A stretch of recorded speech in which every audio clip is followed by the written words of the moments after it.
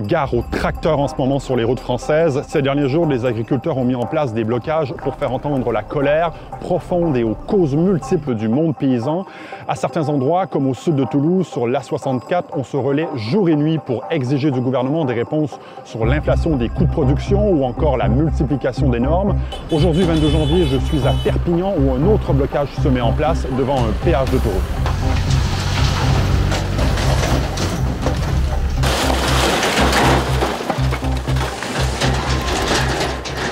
Il y a des entreprises qui ferment tous les jours. Mais je peux vous dire que dans le département, on est presque sur la mort. On y est presque. Mais on ne se laissera pas mourir. Pourquoi ça explose en ce moment? Parce que les charges ont explosé. Les emballages, le carburant, les maintenances sur les véhicules. Il n'y a pas une once de baisse sur aujourd'hui l'exploitation agricole en général telle qu'elle est constituée en France. Je fais du fromage de chèvre. Le fromage, je vends 3 €. Avec toutes les charges et les augmentations, je devrais le vendre 5 €. Mais j'en ai parlé à mes clients.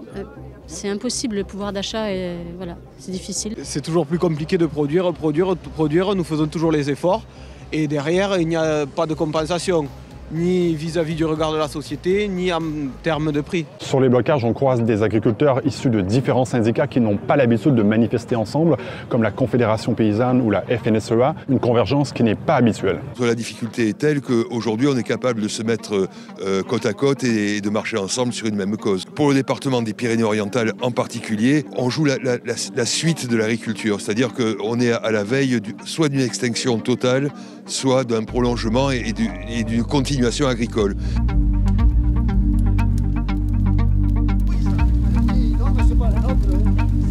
On ne sait pas où on va, on pense qu'on va arrêter les uns derrière les autres et puis ce sera des grosses exploitations internationales qui reprendront s'il faut ou la grande distribution qui le fait déjà, qui commence déjà à le faire et puis voilà. Plusieurs agriculteurs affirment avoir de plus en plus de mal à vivre de leur métier. Selon le type d'exploitation, il y a en effet de très fortes disparités de revenus au sein de la profession, touchée par un taux de pauvreté de 18 %. C'est 5 points de plus que les autres ménages français ayant une activité, selon une étude de l'INSEE.